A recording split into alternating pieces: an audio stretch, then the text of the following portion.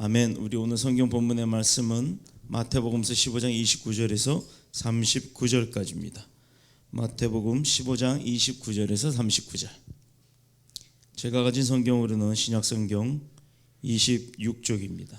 예수께서 거기서 떠나사 갈릴리 호숫가에 이르러 산에 올라가 거기 앉으시니 큰 무리가 다리 저는 사람과 장애인과 맹인과 말 못하는 사람과 기타 여럿을 데리고 와서 예수의 발 앞에 앉힘에 고쳐주시니 말 못하는 사람이 말하고 장애인이 온전하게 되고 다리 저는 사람이 걸으며 맹인이 보는 것을 무리가 보고 놀랍게 여겨 이스라엘의 하나님께 영광을 돌리니라. 예수께서 제자들을 불러 이르시되 내가 무리를 불쌍히 여기노라. 그들이 나와 함께 있은지 이미 사흘임에 먹을 것이 없도다. 길에서 기진할까 하여 굶겨 보내지 못하겠노라. 제자들이 이르되 광야에 있어 우리가 어디서 이런 무리가 배부를 만큼 떡을 얻으리이까. 예수께서 이르시되 너희에게 떡이 몇 개나 있느냐. 이르되 7개와 작은 생선 2마리가 있나이다 하거늘.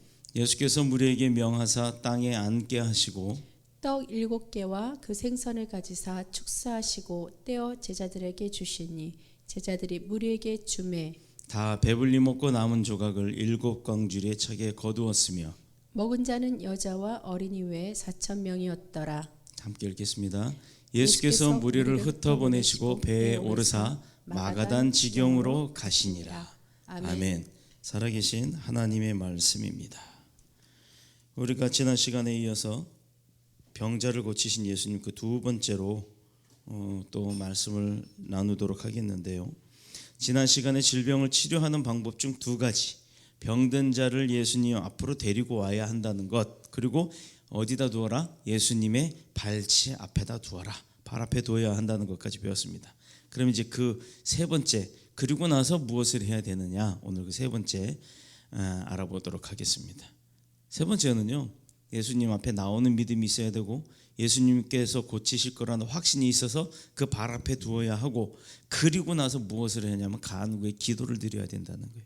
기도를 해야 한다. 세 번째는 기도합니다. 본문에 암시적으로 표현되어 있습니다만 직접적으로 표현하진 않았어요. 그러나 기도 없이는 될 수 없다라는 것, 주님께 부르짖어야 한다는 것. 그래서 주여 나를 긍휼히 여기소서, 나를 불쌍히 여겨 주옵소서, 나를 고쳐 주시옵소서라고 하는 그 간구의 소원의 기도를 주님 앞에 고백을 해야 되는 거예요. 우리가 할 얘기는 그냥 그거밖에 없어요. 아픈 자가 무엇 때문에 나왔어요? 고침을 받기 위해서 나왔잖아요. 그래서 오늘 찬양에도 내 병든 몸들 하나님이 다 고쳐주니까 두려움 없다 그랬어요. 감당 못할 재앙이 와도, 감당 못한 질병이 와도 내가 두렵지 않은 것은 하나님이 나를 안고 품어주시기 때문이라는 것. 그런 믿음으로 주님 앞에 나왔고 발 앞에 두었고, 이제 우리 입술을 열어 고백을 하는 겁니다. 고쳐주세요. 왜 왔는지 말 안 하면 모를 거 아닙니까? 물론 주님께서 모르시진 않아요. 그러나 주님께서 보시는 건 데리고 오는 것, 그리고 앞에다 두는 것, 그릇까지도 다 알지만 거기서 하나 더 원하는 건 우리의 입술을 열어 고백하기를 원하시는 줄로 믿습니다. 이것이 병 고치는 3가지 방법이에요. 제자들이 보면, 어떻게 보면 예수님께서 그렇게 측근에다 두고 가리켰던 그 제자들을 딱 보면 참 답답하리만큼 느려요. 너무너무 오랫동안 시간이 지나도 잘 깨닫지를 못합니다. 그래서 어떻게 합니까? 왜 그들이 그렇게 깨닫지 못하는지 이제 주님께서도 분석을 해보시는 거예요. 그랬더니 그들이 제일 먼저 하는 게 뭐였냐면, 어떻게 보면 주님 가장 측근에 있었기 때문에, 내가 주님을 잘 알기 때문에, 주님이 나를 잘 알기 때문에 라고 할지 모르겠어요. 어떻게 보면 그건 자만일 수도 있겠는데 기도를 하지 않았다는 겁니다. 기도해야 이루어지는데, 기도해야 고쳐지는데, 정작 남들이 기도해서 고침을 받는 것을 가장 많이 본 그 측근의 제자들은 정작 자기들이 봐놓고도 깨닫지 못해서 기도하지 않더라 이 말입니다. 그저 병원에만 데려가면 다 되는 줄 알아요. 우리도요, 병원에 가서 제가 얼마 전에 목 디스크가 터졌다 그래서 막 손이 저리고 팔이 저리고 그랬어요. 이스라엘 가기 전에, 이스라엘 가야기 때문에, 성지순례 가야기 때문에 수술을 하는데 수술을 못합니다. 못하고 갔다 와서 하겠습니다라고 하고 수술을 미뤘어요. 엑스레이, MRI 다 보니까 이미 뼈 사이 물렁뼈가 다 터져가지고 뭐가 이렇게 쑥 나와서 신경을 눌러서 그렇게 마비 증상이 오는 거라고 합니다. 그런 증상이 있음을 눈으로 확인을 했어요. 그런데 한 가지가 뭐가 제 마음 가운데 더 갈급함이 있었냐면 의사가 손 대는 것 통해서 하나님이 분명히 나 고치실 거다라는 느낌이 있었고 마음이 왔습니다. 그 감동이 와서 주사를 맞는데 이렇게 엎드려 있으면 양쪽으로 엑스레이가 그 실시간으로 그 바늘 들어가는 모습이 이렇게 눈 옆으로 보니까 화면에 그 제 목뼈가 보이고 그 사이로 바늘 들어가는 모습이 보이더라고요. 그때 기도를 했어요. 하나님, 저 주사 바늘을 주님이 직접 다스려서 주사 맞고 낫게 해주세요. 분명히 의사가 그랬어요. 이거 주사 맞는 건 일시적이고 완벽하게 낫지 않습니다. 이미 디스크가 터져서 나왔기 때문에 이거는 일시적인 현상이라 시간이 가면 또 아프기 때문에 수술을 꼭 받으셔야 합니다. 근데 그건 선택하세요 라고 얘기를 했어요. 근데 저는요, 수술도 수술이지만 수술 안 하고도 나을 거다, 하나님이 고치실 거다는 믿음으로 그 순간 그 의사의 손 붙들어 달라고 기도를 했습니다. 찔끔찔끔 몇 번 뜨끔뜨끔 하더니 그 다음에 좀 멀쩡해요. 이스라엘 갔다 왔죠. 그러고 나서 지금 그 사람 의사가 병원에서 오히려 연락이 와요. 왜 안 오냐고, 치료 빨리 해야 한다고. 그런데 멀쩡하니까 안 가는 거예요. 약도 지금 먹던 것도 끊었어요. 손이 저리냐? 아니요, 지금 물컵 잘 잡아요. 그거 보여주려고 오늘 물컵 얹어놓으라 그랬어요. 요즘은 커피도 뜨거운 커피 잡았다가 그거 뜨겁구나, 다시 그 컵 조그만 보조컵에다 껴서 먹어요. 예전에는 잡아도 뜨거운 줄 몰랐어요. 뜨거운 줄도 모르고 너무 세게 잡아서 뜨거운 커피가 손 위로 넘치기까지도 했었어요. 그런데 보세요, 의사는 수술하라고 했어요. 오늘 이 믿음 가운데 이 제자들이 분명히 본 것은 병원에 병자를 데려다 주면 다 되는 줄 알았던 거예요. 우리가 아파서 병원 가죠. 병원 가면 주사 맞고 치료받고 합니다. 다 낫는 것 같죠. 그런데 병원에서도요, 못 고치는 병들이 있어요. 갔는데도 안 낫는 병들이 있습니다. 왜요? 오진해서요? 의사 기술이 모자라서요? 천만의 말씀이에요. 믿는 자들이 병원에 가서 낫지 않는 것 하나님 앞에 기도 제대로 안 해서요. 기도만 열심히 해보십시오. 또 무작정 기도만 하는 게 아니에요. 기도하고 믿어야 합니다. 겨자씨만한 믿음만 있어도 이 산을 저리로 옮길 수 있다고 하신 주님이에요. 병원에 가면 다 되는 것이 아니라는 것, 주님 앞에 나왔을 때는 꼭 기도해야 한다는 것. 그리고요, 두 번째, 왜 그 제자들이 그랬나? 실망했다는 겁니다. 자주 실망해요. 믿음이 부족해서요, 기도했는데도 응답이 안 되면 실망합니다. 천만에요. 기도가 부족했기 때문에 응답이 안 된 겁니다. 순간 얼른 다시 주님 앞에 무릎을 꿇어야 돼요. 주님, 저의 믿음이 없음을 용서하시고, 주님이 살아계시는데 왜 내가 실망을 하는 마음이 드는지 내 마음 다스려 주옵소서. 내 일을 하다가 왜 실망될 수는 있어도 내가 왜 주님의 일을 하다 실망하게 됩니까? 아니요, 주님만 바라봅니다. 오늘 우리 찬양 그것도 있잖아요. 주여 나는 연약합니다. 나는 오늘도 쓰러집니다. 실수합니다. 주님 책임져 달라고 주님 앞에 기도하는 겁니다. 때를 쓰세요. 그러면 주님께서 응답하십니다. 세 번째로, 깨닫는 것이 느리기 때문에 때때로 우리는요, 주님께서 우리에게 맡기고 싶어도 조금 더 빨리 깨닫고 고백하는 사람, 기도하는 사람한테 맡기신다는 거예요. 내가 너를 쓰고 싶은데 답답해요. 내 마음을 몰라줘요. 그러면 그나마 내 마음을 알고 있는 다른 사람을 쓰신다는 겁니다. 바로 이게 문제예요. 모든 것을 주님께 내가 맡겨야 합니다. 그리고 주님이 그 일을 내게 또 부탁을 하셔야 되고 맡기셔야 하는데 그렇지 않다는 거예요.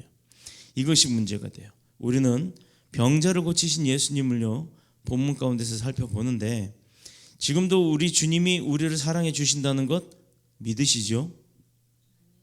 또 우리가 병에서 노인받기를 원하시죠? 고통받는 것에서 벗어나고 싶지요? 물질이 많아지길 원하지요? 또 내 상처가 있으면 그 상처가 치유받기를 원하시죠? 그런데 그걸 기도하면 다 응답해 주신다는 거예요. 다 해주시겠다고 말씀을 하고 계시는 거예요. 그런데 가기만 하지 고백을 안 해요. 주님 앞에 나가서 주님을 만나야 하는데, 교회에 와서 목사 눈도장 찍고 가는 게 아니라 교회에 와서 예수님을 만나야 하는데 만나질 못하는 겁니다. 왜? 예수님 나 만나주세요라고 고백을 안 하잖아요. 친히 치유해 주신다는 사실을 믿고서 열심히 간구하셔서 그 모든 문제점들을 해결받으시기를 축복합니다. 오병이어는 많이 들으셨죠? 오늘 본문은 칠병이어입니다. 4,000명을 먹이신 예수님께서 그 마음이 어땠을까? 본문 15장 32절에 38절을 보면요, 떡 7개와 물고기 2마리 4,000명을 먹이신 사건이 나옵니다. 오병이의 기적이 너무 유명하고 또 본문의 7병이의 기적이 너무 비슷하기 때문에 별로 관심을 끌지 못해요. 그러나 오병이어와 분명히 다른 별개의 사건입니다. 본문 32절에 예수께서 제자들을 불러 이르시되 내가 무리를 불쌍히 여기노라. 어떻게 하신다고요? 같이 모여 제자들을 불러 모았어요. 근데 모인 사람들을 불쌍히 여긴다고 하십니다. 지금도 예수님은 우리들을 불쌍히 여기시는 거예요. 내가 가진 게 많아서 떵떵거리고 사는 사람, 능력이 있어서 떵떵거리는 사람, 권력이 있어서 떵떵거리는 사람, 스스로는요, 우리가 보기엔 그 사람들이 굉장히 기쁨과 행복 가운데 살 것 같지요. 천만에요. 그 사람이 되어 보십시오. 나름 그 사람 나름대로 보여지는 것 이외의 그 이면에는 고통스럽고 힘든 것이 한두 개가 아닌 겁니다. 저는 돈 많은 사람도 봤고 정치인으로서 권력을 가지고 있는 사람도 봤어요. 그런데 그런 사람들이요, 삶을 사는 걸, 개인 삶을 보면 가정에 문제가 있든 자기의 일 가운데 문제가 있든 아니면 자기 자신한테 문제가 있든 문제를 달고 다니고 문제를 만들고 다니더라 이 말입니다. 내가 이렇게 움직여서는 문제를 만들고 또 반대쪽으로 움직여서는 그 만든 문제를 해결하려고 머리를 싸매고 고민을 하더라 이 말이에요. 하나님 앞에서 우리가 조금은 없고 또 조금은 약하고 조금은 권력이 없어도 그런 사람들에 비해서 부족할 게 뭐가 있다라는 겁니까? 오히려 저는요, 그렇게 많은 것을 가지고 있다라고 자부하는 그 사람들보단 다만 없어서 주님 앞에 머리 조아리며 긍휼을 구하는 주님 입장에서 불쌍한 우리가 더 큰 자들인 줄로 저는 믿습니다. 제가요, 요즘에 인사 구절이 바뀌었어요. 모든 문자나 연락이 오면 그 끝에 뭐라고 보내냐면 오늘도 예전에는 그랬죠. 주 안에서 승리하십시오라고 했습니다. 그런데 요즘은요, 주님 안에서 평안하십시오라고 문자를 바꿨어요. 인사를. 승리하는 것도 승리하는 거지만 승리해도 내가 평안하지 않으면 그 승리는 참된 승리가 아닙니다. 내가 평안하기 위해서 뭐예요? 내 주변의 모든 문제가 정리가 돼야 돼요. 내 주변의 모든 걱정거리가 정리돼야 되는 겁니다. 그런데 그거 내가 스스로 할 수 있나요? 나 스스로 그거 다 정리하고 걱정거리 떨쳐버릴 수 있는 사람 있으면 손 들어보세요. 내가 못하기 때문에 주님 앞에 구하는 겁니다. 그래서 주님 안에서 평안하십시오라는 것은 뭐냐면 가장 큰 축복이에요. 물질 없는 사람은 물질이 생겨서 마음에 평안이 있게끔, 또 권력 없는 사람은 권력, 능력 없는 사람은 능력, 마음 가운데 불안한 사람은 불안이 다 해소되는, 그래서 마음이 평안한, 이거 이상 더 큰 축복이 뭐가 있겠습니까? 하나님 앞에 우리는 불쌍한 자입니다. 하나님께서 우리를 긍휼히 보셔야 되는 거예요. 그래서 저들을 굶주린 채 내보내는 것을 원하지가 않으셨던 거예요. 주님께서.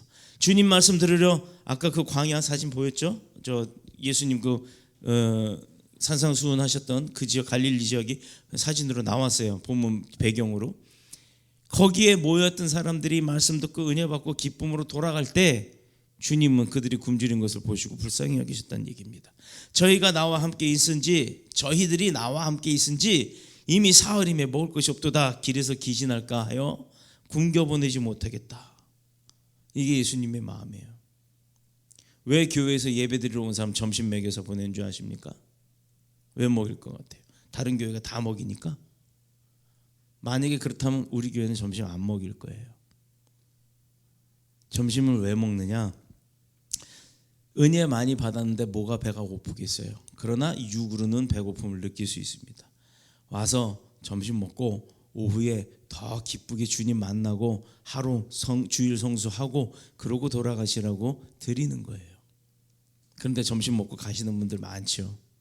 우리 교회는 물론 오후 사역이 있습니다만 그 사역을 준비하고 다음 주일 예배를 드리기 위해서 또 준비하고 하는 그런 사람들만 점심을 먹고 가요. 그런데 전 교인이 다 준비를 하다 보니까 전 교인이 다 먹는 거예요. 바로 이것입니다. 이게 바로 예수님의 마음이에요. 예수님은 우리를 굶겨보내기를 원치 않았고 육체적으로 그리고 영적으로도 그렇다는 거예요. 국수 한 그릇이 중요한 게 아니라 말씀을 통해서 그의 삶이 변화되어지는 것이 더 중요한 줄로 믿습니다.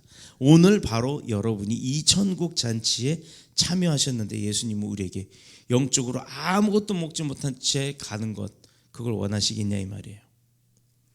살찐 꼴이 뭔지 아세요? 아유 참 꼴 봐라, 이런 때 그 꼴이 아니라 이 시골에서 소나 염소나 토끼들 이렇게 가축들을 먹일 때 풀을 베다가 먹이잖아요. 그래서 그걸 꼴이라 그래요. 꼴. 그래서 살찐 꼴을 먹이기 원하는 분이 바로 우리 예수님이라는 얘기예요. 내가 소를 키우는데 비틀비틀 말라비튼 그 풀 잘라다 주고 물론 그게 가벼워요. 그게 가벼우니까 마른 풀 잘라다가 등에 짊어지고 갖다 주면 소가 잘 안 먹어요. 소는 물을 따로 먹지 않습니다. 그 여물을 통해서 물을 섭취합니다. 그런데 어떤 사람은 좀 내가 무거워도 내 소 잘 먹이려고, 일 잘하라고 잘 먹이려고 자 개천가 비스듬한 데 내려가가지고 물에 빠질지도 모르는데 거기 비스듬한 데서 그 물 빨아먹고 아주 잘 자란 풍성한 풀을 자르다가 아주 살찐 그 꼴을 베다가 먹이면 소가 좋아할 거 아닙니까? 바로 그 마음인 거예요.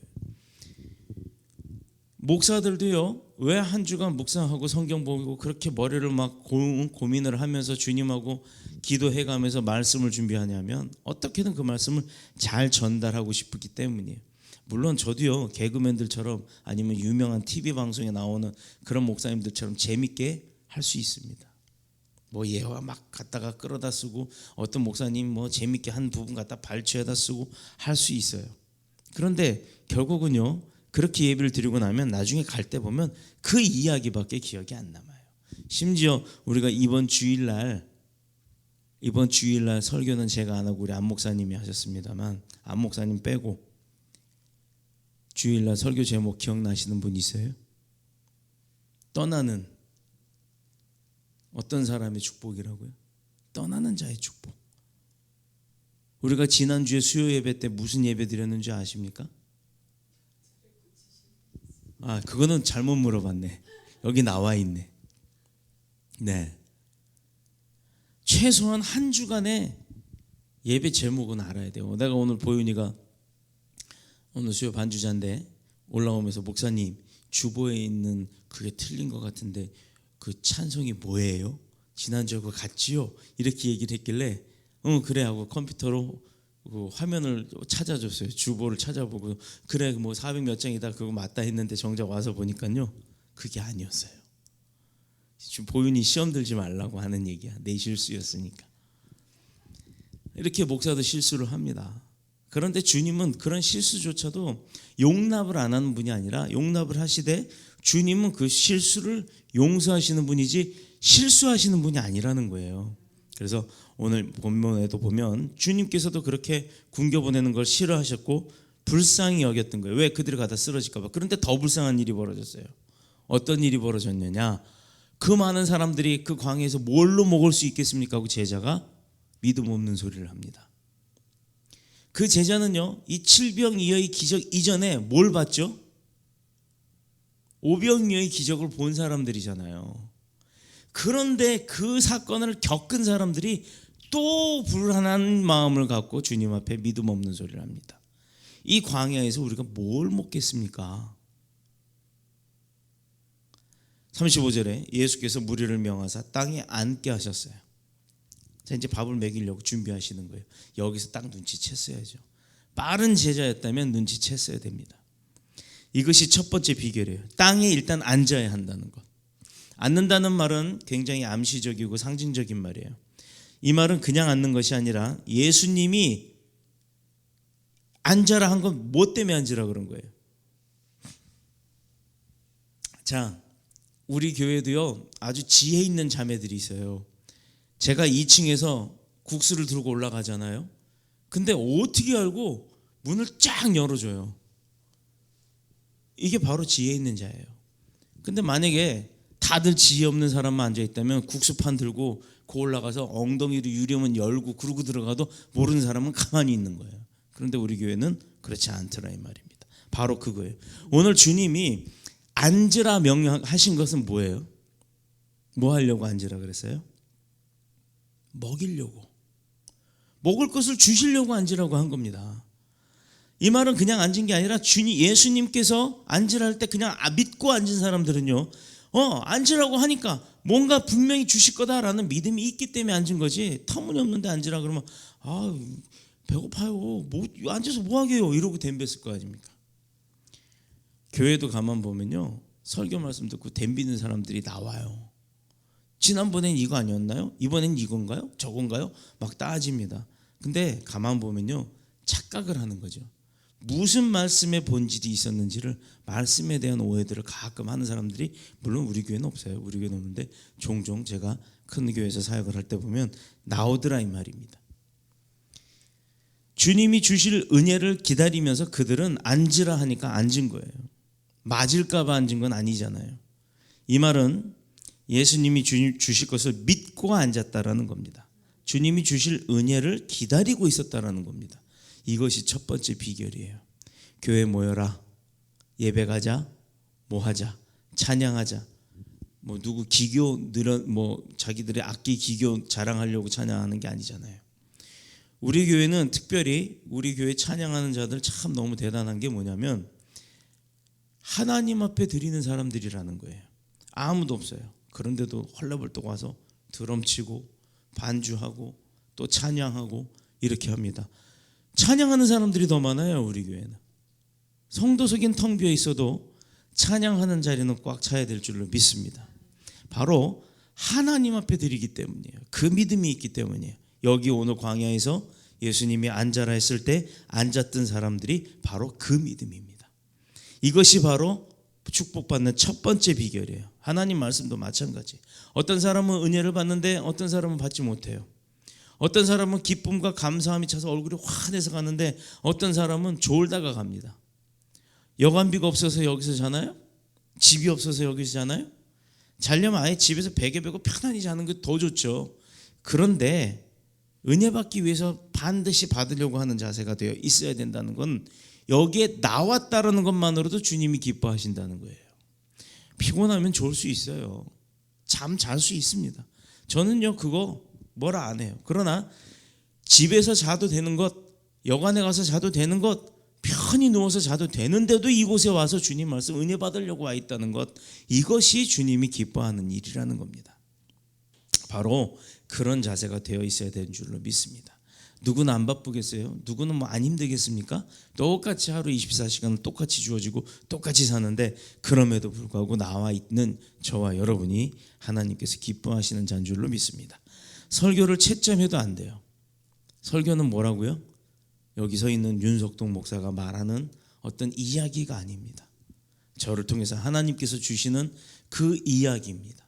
그런데 하나님께서 말씀을 기껏 은혜를 주셨는데 앉아서 채점하고 있으면 하나님이 모르실까요? 아무리 나이 어린 전도사가 설교를 하더라도 우리는 은혜를 받으려고 하는 그 열린 마음으로 앉아있을 때 그 전도사가 하는 말도 그 설교도 은혜가 되는 줄로 믿습니다. 그래서 우리에게는 은혜 받으려고 하는 겸손한 자세가 필요한 줄로 믿습니다. 그때 우리 주님은 주신다는 거예요. 앉아라 했을 때 앉은 자들에게 먹을 것을 주셨다는 겁니다. 또 여기 앉는다는 말은요, 기도하는 자세예요. 받으려고 하는 겸손한 자세일 뿐만 아니라 기도하는 자세도 됩니다. 이것이 필요해요. 두 번째는 앉게 하시고 떡 7개와 그 생선을 가지고 뭐 하셨다고요? 축사하셨다고요.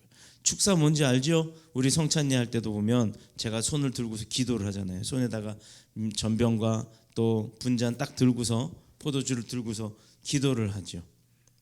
이렇게 축사를 합니다. 기도를 해야 되는 거예요. 이건 그냥 기도가 아니라 하나님 앞에 드리는 감사의 기도예요. 이 세상에서 가장 중요한 것 중에 하나가 바로 감사예요. 감사가 넘치면 감사가 늘어납니다. 어느 교회에서 어느 청년이 그러더라고요. 감사. 장로님한테 와가지고 앞에 떡하니 가지고 감을 떡 내밀면서 감사. 살 때까지 감사.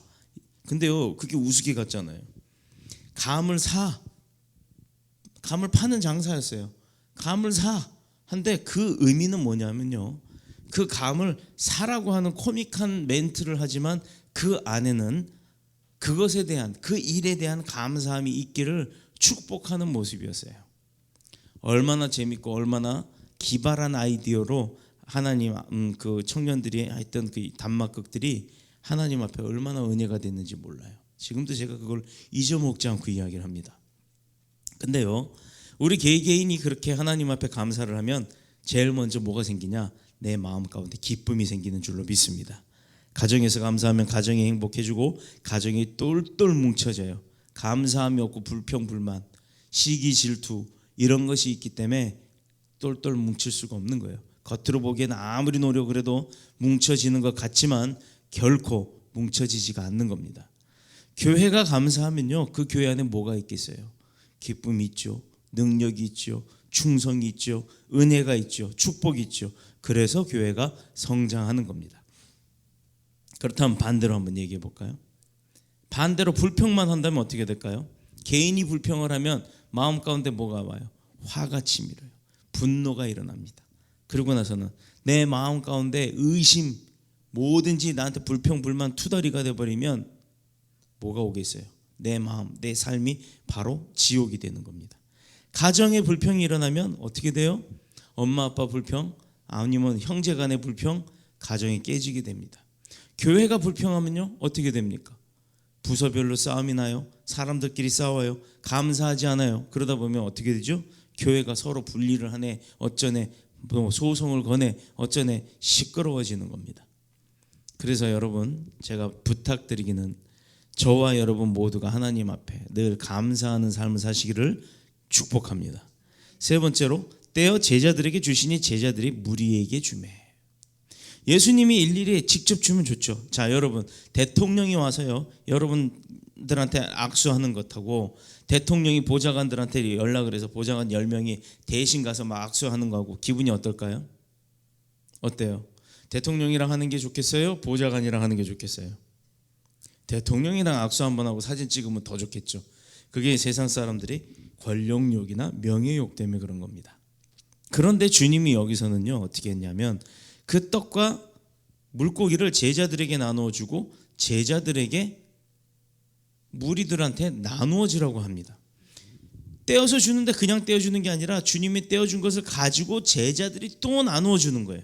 여기서 떼어준 부분은 즉 작은 양이라는 건 작은 양인데, 그 작은 양을 혼자 가진 것이 아니라 본인이 예수님으로부터 받았던, 제자가 받았던 그 작은 양을 가지고 또 갖고 가서 그걸 또 나누는 거예요. 이것이 비결이에요. 하나님 앞에 축복받는 비결. 하나님께서는 저와 여러분에게 떼어서 주시는데 시간도 떼어주셨고, 아멘 하세요. 능력도 떼어주셨고, 물질도 떼어주셨고, 건강도 떼어주셨고, 또 행복도 떼어주신 줄로 믿습니다. 이걸 나 혼자 차지하려고 하면 기적이 일어날 수가 없는 거예요. 또 떼어서 이웃에서 주고, 또 교회도 주고, 또 떼어서 우리가 구제하고 봉사하고 할 때 거기서부터 기적이 일어나는 줄로 믿습니다. 칠병이어의 기적은 바로 이 세 가지의 기적이, 세 가지의 비결에서부터 일어난 거예요. 그럼 그 기적의 결과가 어땠어요? 기적이 일어났을 때, 즉 병자들이 고침을 받고 4,000명이나 되는 사람들이 전부 다 배불리 먹게 되었죠. 여자와 어린아이 빼고 4,000명. 여기 다 여자밖에 없는데 여자하고 어린아이 빼라니까 기분 되게 나쁘죠. 그렇다고 해서 착각하지 마세요. 주님이 그 사람들에게 안 줬다는 게 아니에요. 주님의 능력이 그만큼 컸다는 얘기예요. 여자하고 아이들도 포함했으면 4,000명이 훨씬 넘는다는 얘기입니다. 제일 말 안 듣는 남자들, 힘 있다고 자랑하는 남자들, 능력 있다고 자랑하는 그 남자들 때문에 그 사람들을 먼저 세는 거예요. 4,000명. 31절에 기이 여겨 이스라엘 하나님께 영광을 돌리니라. 누가? 그 백성들이 놀라 여겼다 이거예요. 7마리와 7병이어 7개의 떡과 2마리의 물고기가 여자와 아이들 빼고 4,000명이 먹고 남았다고요. 예수께서 하시는 것을 보면 마지막 목적은 전부 다 누가 했다? 예수님께서 하신 일의 목적은 다 누가 했다로 얘기를 하세요. 예수님께 하셨던 일 모두가 마지막에 주님은 하나님이 하셨다고 영광을 돌립니다. 이것도 우리도 그 모습 그대로 우리를 이 땅에 보내주신 아버지 하나님의 영광을 드러내는데 우리의 마지막 목적이 있어야 되는 겁니다. 그래서 우리가 왜 산다고요? 하나님의 영광을 위해서 사는 것. 네 번째, 배불리 먹은 자의 사명. 그게 첫 번째가 뭐냐면 그들이 이제 먹었으니까 그들에게 어떤 사명이 주어지는 거예요. 첫 번째가 거두는 거예요.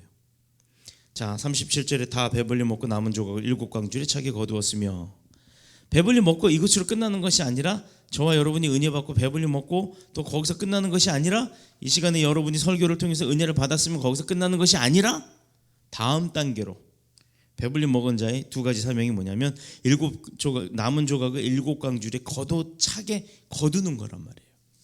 우리가 배불리 먹은 다음엔 먹고 끝나는 것이 아니라 남은 것을 거두어야 합니다. 헌금도 거두고 힘도 거두고 능력도 거두고 또 협동도 거두고 모든 사역을 거둬서 하나님 앞에,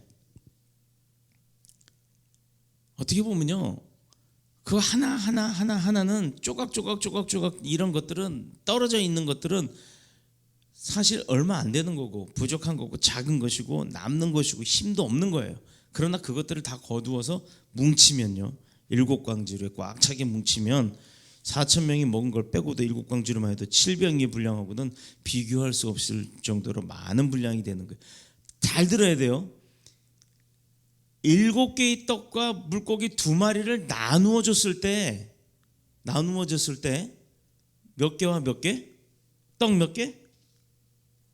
떡 7개, 물고기 2마리를 4,000명에게 나누어 줬다 그랬잖아요. 근데 그들이 먹고 나서 남은 게 몇 광줄이?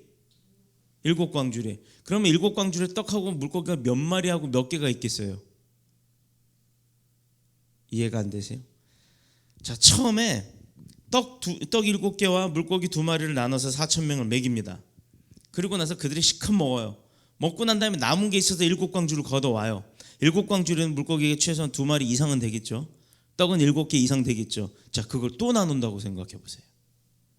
그땐 4,000명이 아니라 40만 명이 먹고도 남을 것이란 얘기예요. 바로 이것을 이야기하는 겁니다. 4,000명이 먹은 것은 빼고 7광줄이만 해도 7병의 분량하고는 그 2마리의 7개 떡하고는 비교할 수 없을 만큼의 7광줄에 남은 게 많더라 이 말입니다. 이것은요, 나누어서 내가 베풀림에 받아서 내가 은혜를 받았으면, 내가 은혜를 나눠주면, 그 나눠준 은혜들이 뭉치면 그 7광줄이 양보다도 훨씬 더 많은 것이 된다라는 주님의 산술법이에요. 이것은 부스러기의 기적이라고도 할 수가 있겠죠. 부스러기를 모으고 먹으면 그것이 큰 것이 되는 겁니다. 자, 우리는 그래서 나누고 베풀고 거두어야 되는 줄로 믿습니다. 두 번째, 흩어보내야 됩니다. 39절에 예수께서 무리를 흩어보내시고, 자, 이제 먹였어요. 그리고 나서 어떻게 했어요? 가라 하고 보냈습니다. 사방팔방으로. 여러분, 교회에 모이는 교회와, 또 교회는요, 모이는 교회와 흩어지는 교회 두 가지 종류가 있어요. 지금 우리는 모이는 교회일까요? 흩어지는 교회일까요? 우리 교회는 모이는 교회예요. 그러면 항상 모이기만 합니까? 아니죠. 은혜 받은 다음에는 또 흩어집니다. 근데 흩어져선 집으로 가서 잠자고 끝나요. 그게 아니에요. 학생은 학교에서 친구에게 섬김을 통해서 너 왜 이렇게 착해졌냐? 야, 깔인데? 막 이래가면서 애들이 그러면 깔 예수 이러면 되는 거예요. 그러면서 뭔가 얘가 믿는 하나님이 뭐지? 왜 저러지? 라고 하는 궁금증이 생길 수 있도록 내 모습에서 예수의 향기가 나와야 되는 줄로 믿습니다. 이 학원을 보냈더니 뭔가 달라. 저기는 돈을 바라는 학원이 아니라 뭔가 가면 마음이 푸근해지고 애가 바뀌어. 가르치는 것도 잘 가르치지만 뭔가 달라. 그게 뭐지? 갔더니 원장 선생님이 목사래. 에휴, 목사 그까짓 거 어쩐지. 그럼 그렇지. 이런 소리 들으면 안 돼요. 어쩐지. 야, 뭐가 달라도 달라. 그 소리 참 자주 들으시더라고요. 그게 바로 예수의 향기 바라는 자의 삶입니다. 예수님의 제자들이 흩어지지 않으려고 했어요. 오순절 성령 충만의 사건을 받고 나서도 안 흩어지려고 합니다. 그래서 하나님께서 하는 수 없이 예루살렘에 핍박을 줘요. 그래서 그들이 스스로가 흩어질 수 있도록 하셨습니다. 사도행전 8장 4절에 보면 그 흩어진 사람들이 두루다니며 복음의 말씀을 전할세. 구걸하러 다닌 게 아니에요. 그 흩어진 사람들이요, 빈몸 빈손으로 돌아다님에도 한 번도 굶지 않는 것을 본인들이 체험하는 거예요. 하나님이 도우셨기 때문에. 그랬더니 하나님이 하신 겁니다. 여러분 당신들이 나를 보면 내가 보기에는 어디 가서 호텔 로얄 스위트룸에 들어가서 잘 만한 행색이요. 그러나 나는 오늘 맨날 그런 곳에서 자지 않습니까? 이건 하나님이 하신 거요. 당신이 보기에 내가 뭔 능력이 있을 것 같습니까? 그러나 나를 통해서 능력이 전달돼서 아픈 자가 낫는 거 보지 않습니까? 이건 내가 한 것이 아니라 나를 통한 하나님이 한 것이요 하고 이걸 자랑하러 다녀야 되는 거예요. 내가 이렇게 가진 것도 없고 능력 없어도 맨날 미친 사람 마냥 허허 웃고 다니면 꽃 달고 다니는 거하고는 다른 거예요. 하늘 보고 막 중얼중얼 이러고 다니는 게 아니라 정말로 내 얼굴이 환하게 기쁨이 차서 다니는 이유가 뭘까라고 사람들이 궁금해한다면 내 안에 있는 예수를 자랑하시길 바랍니다. 흩어져서 뭘 하는가? 복음의 말씀을 전해야 하는 겁니다. 오늘날 우리 교회들이 문제가 뭔가 하면요, 우리 교회가 아니라 우리 교회들의 문제, 세상 사람들의 눈에 비춰진 자기들끼리만 은혜 받고 자기들끼리만 교제하고 자기들끼리만 모여 산다는 거예요. 그거를 우리는 사자성어처럼 표현하죠. 끼리끼리. 자꾸 흩어져야 됩니다. 모인 교회는 흩어진 교회로 변하는 거예요. 복음을 전하기 위해서, 하나님 나라를 확장시키기 위해서, 아무것도 갖지 못한 자에게 주기 위해서. 그래서 우리 교회가 300명 이상 늘어나면요, 제가 부교육자들한테 그 온전한 11조 할 수 있는 가정 10가정을 떼서 보낸다 그랬잖아요. 개척시킨다고요. 이유가 뭐겠어요? 교회는 늘어나는 게 좋은 거죠. 우리끼리 잘해서 뭘 하겠어요. 그러니까 여러분들 행복한 줄 아세요. 1번부터 300명까지만 저랑 예배드려요. 301번부터는 다른 곳에 가서 예배드려야 되는 거예요. 그런데 300번 안에 드셨잖아요. 그러나 심장에서 나간 피가 온 몸을 돌고는 다시 심장에 모여서 어떻게 하죠? 신선한 피를 공급받아서 다시 또 온몸으로 돕니다. 그래야 사람이 사는 거예요. 온몸으로 그렇게 흩어지듯 모였다 흩어지고 모였다 흩어지고 하는 그런 복음의 삶을 사시는 저와 여러분이 되시길 축복합니다. 한국교회는 모이는 데는 1등, 모아오는 데도 1등, 흩어지는 데는 꼴등이에요. 그래서 세상 사람들로부터 손가락질을 받는 겁니다. 본문이 오늘 주는 교훈은요, 첫 번째가 예수님은 위대한 의사라는 것입니다. 모든 병든 자를 치료하시는, 우리 육체의 질병뿐만 아니라 육으로 볼 수 없는 영의 질병까지도 근심, 걱정, 염려, 죄, 그 영육 간의 모든 질병을 고치는 의사인 줄로 믿습니다. 오늘날 이 사회가 온통 악의 구조로 꽉 차 있지만, 그래서 우리가 믿음 가진 자들이 개혁하려고 하는데, 이것도요 사실 우리가 할 수 있는 게 아니에요. 우리를 통한 하나님이 하시는 줄로 믿습니다. 두 번째는요, 예수님은 긍휼함이 풍성하신 분이라는 거예요. 굶겨보내지 못하겠노라. 이것이 바로 예수님의 심정이에요. 그런데 정작 예수님이 드셨다는 얘기가 있나요? 이걸 우리는 잘 봐야 합니다. 영육 간의 굶주린 영혼을 먹이신 다음에 주님을 흩어보내시기를 원했어요. 세 번째가 주님을 따르는 자는 육신의 평강과 생활의 만족이라고 하는 귀하고 복된 축복을 받게 된다는 거예요. 그러니 주님 안에서 평안하세요라는 이 인사말이 얼마나 큰 축복입니까? 그러므로 오늘도 우리는 주님을 따르는 자로서 의사 되신 주님 앞에 우리의 질병을 다 내려놓고 굶주린 우리의 영혼들을 주님 앞에 가서 주님 앞 발 앞에 완전히 내려놓는 거예요. 그리고 입술을 여서 고백하며 주님 앞에 기도해서 주님이 주시는 귀한 은혜를 받고 능력 가운데 세상 나가 흩어진 자로서 복음 증거하고, 또 힘 빠지면 주님 앞에 열심히 달려와서 또 새 힘을 능력을 공급받고, 또 세상에 나가서 가장 앞선 자, 윗선 자, 또 선두가 되는 자가 되시기를, 주님의 역군이 되시기를, 복음의 일꾼들이 되시기를 그리스도이신 예수님의 이름으로 축복합니다. 축원합니다. 기도하겠습니다. 주의 집에 영광이